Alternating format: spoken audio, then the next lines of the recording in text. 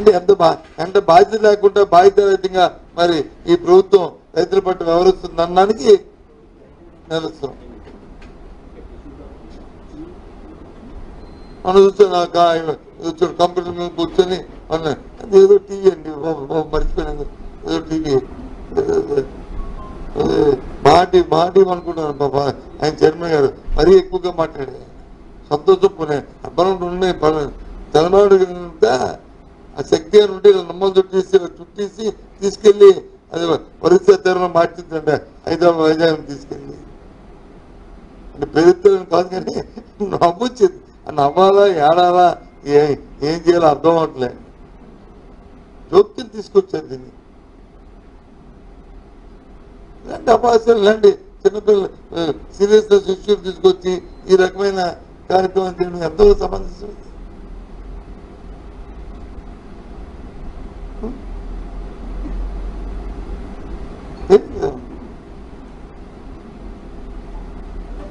ఎక్కడికి నిర్దిష్టంగా ఇవాటి 18 నెలలు అయింది.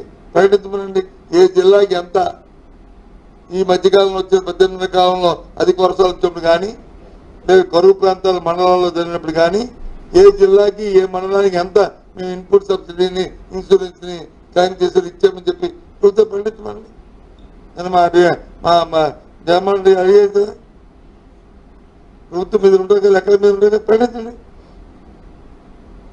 ఇగో ఈ జిల్లాలో విశాఖపట్నం జిల్లాకి మొత్తం ఇంత ఇన్సూరెన్స్ ఇన్పుట్ సబ్సిడీ ఇచ్చాము, క్లైమ్స్ ఇచ్చాము, ఈ మండలానికి ఎంత ఇచ్చాము, అధిక వర్షాల్లో ఇంత పంట పోయింది ఇచ్చాము, లేదు కరువు వచ్చింది కరువు వల్ల పంటలు నష్టపోయేది ఇచ్చామని చెప్పి చెప్పండి.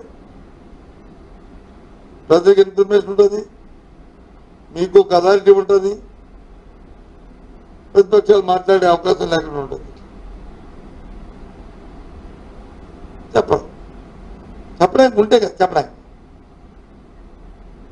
చెప్పడానికి ఉంటే కదా మళ్ళీ తిరిగి పైపెచ్చు బయటకు జరగడానికి ఆలోచన చేస్తారు. ఎందుకు చెప్పండి? చాలా దురదృష్టం. ఈ చర్యను తీవ్రంగా ఖండిస్తున్నాం. ఈ ప్రభుత్వ తాలూకు వ్యవహార శైలిని, రైతుల పట్ల మనం అనుసరిస్తున్న విధానాన్ని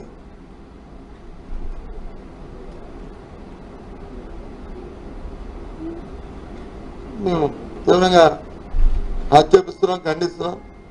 ప్రభుత్వ విధానం ఉంటే ఎవరి పార్టీ పాలసీ ఆల్ది, ఎవరు ప్రభుత్వ పాలసీ ఆల్ది. మా ప్రభుత్వ పాలసీ మేము రైతు భరోసా కేంద్రాలు పెట్టి రైతుకి అండగా ఉంటూ వారి ఇంటి ముందుకే డోర్ స్టెప్కే అన్ని ఇవ్వాలనేది మా ప్రభుత్వ విధానం. మీ ప్రభుత్వ విధానం అది కాదు. మీ ప్రభుత్వ విధానం వచ్చి రైతు ఇన్సూరెన్స్ రైతే కట్టుకోవాలి, రైతు తాలూకు కావాల్సిన ఎరువులు వచ్చి బ్లాక్లో నుంచి వెళ్ళి అక్కడ షాపు దగ్గరికి వెళ్ళి షాపులకి వెళ్ళి కొనుక్కోవాలి, లేకపోతే పిఎస్ఎల్కి వెళ్ళి పార్టీ వాళ్ళకి ఇచ్చుకోవాలి. అది మీ ప్రభుత్వం. ఓకే, దానివల్ల అందరూ మేలు జరుగుతుందా?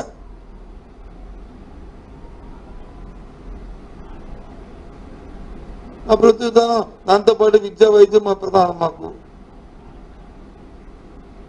అందుకే కార్యక్రమాలన్నీ కూడా మేము చేసుకొచ్చాం. నాడు నేను పెట్టినా, లేదు స్కూల్స్ లో ఇంగ్లీష్ మీడియం పెట్టినా, లేదు సిబిఎస్ సిలబస్ పెట్టినా, లేదు రైతులు జనీవాతో మాట్లాడుతూ వాళ్ళ తాలూకా ఆఫీస్ ఇక్కడ ఓపెన్ చేసి ఆ కార్యక్రమం చేద్దామని చేసినా, లేదు టోపులు పెట్టినా, అవన్నీ మా ప్రభుత్వ విధానం మాది. లేదు మధ్యాహ్నం భోజనం వచ్చి రోజుకో మెనూ పెట్టి పిల్లలకి పౌష్టికమైన ఆహారం పెట్టినా, లేదు ఐరన్ కంటి పెరగడానికి వచ్చి మార్నింగ్ వచ్చి వాళ్ళకి మధ్యాహ్నం రాగిజావ పెట్టినా, అన్నీ మా ప్రభుత్వ విధానం మాది. మీ ప్రభుత్వ విధానం మీది. ఇవన్నీ అక్కలేదు, సిబిఎస్ అక్కలేదు, ఇంగ్లీష్ మీడియం అక్కలేదు, లేదా ఏ ఈ కోచ్ అక్కలేదు, టోపీలు అక్కలేదు. అది మీ విధానం మీది. మీరు చేసుకుని అడుగుతున్నారు. నష్టపోయేది ఎవరు? ప్రజలు. సార్ విద్యార్థి ఏది కావాలో అది ఆలోచించి అడగండి. వాళ్ళకి ఒక క్వశ్చన్ పంపించండి, ఈ విధానం కావాలా వద్దా ఇవి అడిగి అది చేయండి. అధికారంలో ఒకసారి వచ్చిందని నేను కూర్చొని నా ఇష్టారాజ్యంగా చేస్తానంటే అది కాదు, ధర్మం కాదు. నష్టపోతుంది, సమాజం నష్టపోతుంది, రాబోయే తరాలకు నష్టం వస్తుంది. ఆ గదిగారు ఉంది కదా అని మెడికల్ వచ్చి ప్రైవేట్ పరం చేస్తూ వైద్యం వచ్చి మార్కెట్లో అమ్మేస్తానంటే అది మంచిది కాదు. పేదవాడు వైద్యం ఎక్కడ చేసుకుంటాడు? కరెక్ట్ కాదు.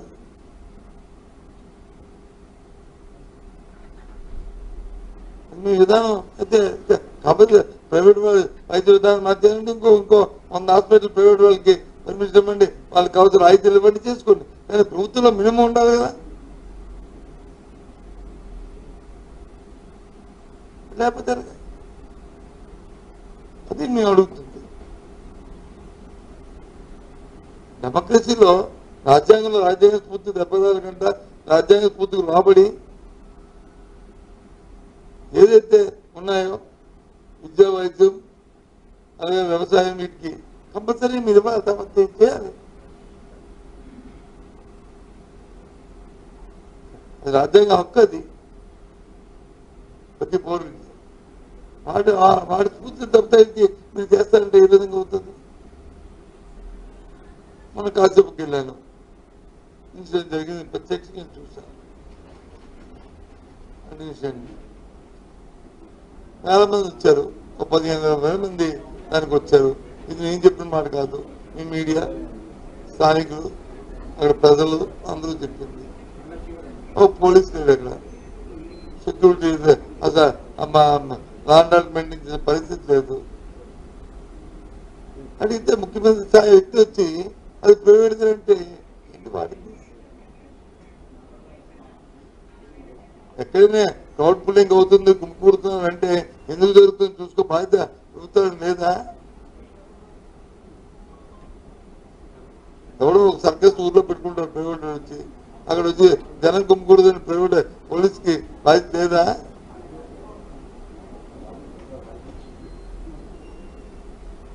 అలాంటి పవిత్రమైన దేవాలయం, ఆ దేవాలయం కూడా ఆ ఒక్కరోజు కాదు. అంతకుముందు అప్పటికే 6 నెలలు అయింది, ఏప్రిల్లో అది ప్రారంభించారు. ఈ 6 నెలల కాలంలో ప్రతి శనివారం నాడు మినిమం 2,000 నుంచి 3,000 మంది వచ్చేవారు అనేది అందరూ చెప్తున్నారు. ఆ రోజు పర్వదినం ఏకాదశి, అందుకు ఎక్కువ మంది వచ్చినప్పుడు ఆ జ్ఞానం కూడా ఉన్నది. ఇంగ్లీష్ జ్ఞానం లేకుండా అది ప్రైవేట్ కనుక మరి గ్రామాల్లో ఉన్న దేవాలయాలు, మరి రామాలయాలు, అమ్మవారి గుళ్ళు ఇవన్నీ ప్రైవేట్ కాదా? మరి జాతరలు ఇవన్నీ చేస్తే మరి వాటికి వచ్చి పోలీసుకి మా బాధ్యత లేదా?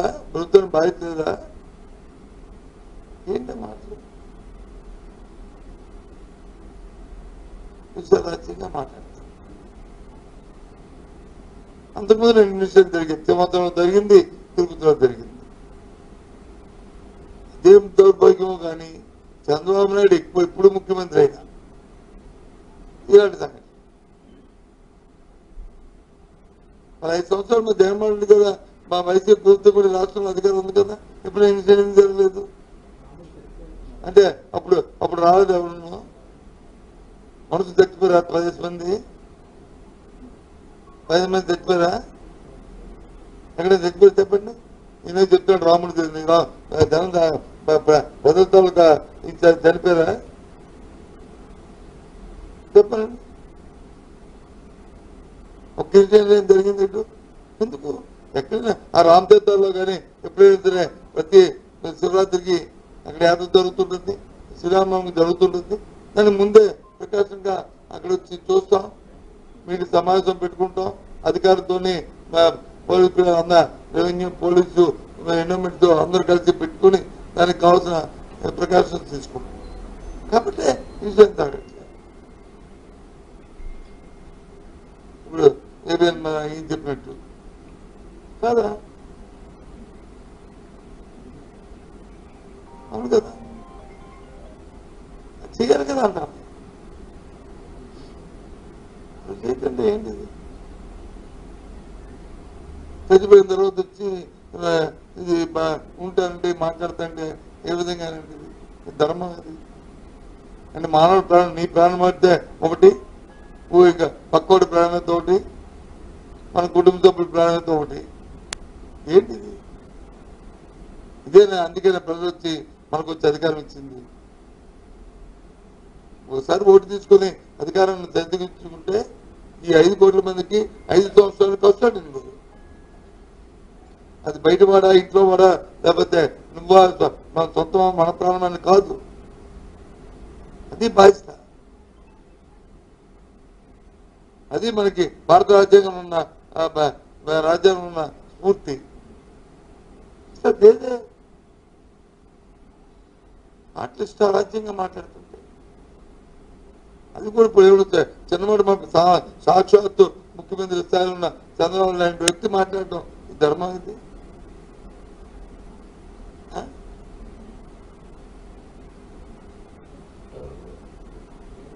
అయింది. ఆ తగిన బట్టలు వచ్చి దర్యాప్తు చేయమంటే దర్యాప్తు చేయదు. దర్యాప్తు చేసిన తిరుపతిలోనూ దర్యాప్తు చేసిన మన సంవత్సరం జరిగిన దానికి ఏంటి మీరు నేర్చుకుంది? ఆ సంఘటనల పట్ల ఆ ప్రాణ దాని నష్టం పట్ల ఆ తర్వాత మీరు ఇచ్చిన ఎస్ఓపి ఏంటి చెప్పండి ఈ రాష్ట్ర ప్రజలకి. ఏ విధమైన ప్రభుత్వం నిర్ణయం తీసుకుందో తిరుపతిలో జరిగిన సంఘటనల పట్ల ఆ సంఘటన జరిగిన తర్వాత ఈ రాష్ట్రంలో మీకు రాబోయే కాలంలో జరిగే ఇలాంటి దేవాలయం ముందు ఎక్కువ భక్తులు సమకూరే నేపథ్యంలో హాస్పిటాలిటీస్ లో పవిత్ర దినాలలో ప్రభుత్వం ఏమేమి చర్యలు తీసుకోవడానికి ఎస్ఓపి రిలీజ్ చేసింది. స్టాండ్ ఆపరేషన్ ప్రాక్టీస్ ఏమైనా చెప్పారా? సంవత్సరం జరిగిందో చెప్పారా? చెప్తే దాన్ని ఏమైనా అవలంబిస్తున్నారా? ఏది మరి మీ బాధ్యత? ఎక్కడ మీ బాధ్యత?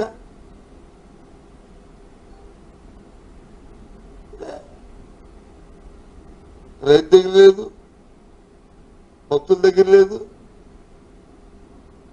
మా పేదవాడికి ఆరోగ్యం లేదు, పిల్లలు చదువుకునే పరిస్థితి దగ్గర అక్కర్లేదు. మరి ఏ అంశంలో మీకు చిత్తశుద్ధి? ఏ అంశంలో మీకు బాధ్యత ఉంది? అధికారం వచ్చింది కదా అనుకుని రోజు పబ్లిష్ చేసుకుని 4-3 కెమెరాలు పెట్టుకుని తిప్పుకుని అయిపోద్ది అనుకుంటారా? మీకు అయిపోవచ్చు 5 సంవత్సరాలు. కానీ ప్రజలు ఎంత నష్టపోతున్నారు? వాళ్ళ జీవన ప్రమాణాలు ఎంత దిగజారిపోతున్నాయి, ఎంత ఇబ్బందులు పడుతున్నారు. దానివల్ల రాబోయే కాలంలో ఎంత నష్టం వస్తుంది అది ఆలోచన చేసుకోవాలి కదా. I'm sorry. ఇవన్నీ కూడా అందుకే మీతో షేర్ చేసుకుని ఈ ప్రజలు చెప్దామని వచ్చారు. ఇప్పటికైనా ప్రభుత్వానికి ఒక బాధ్యత వస్తుంది, రావాలి.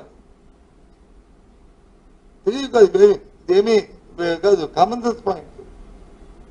దీనికి పిహెచ్డీలు డిగ్రీలు ఇవి చదువుకోవడం అవసరం లే. నామం తగ్గించుకొని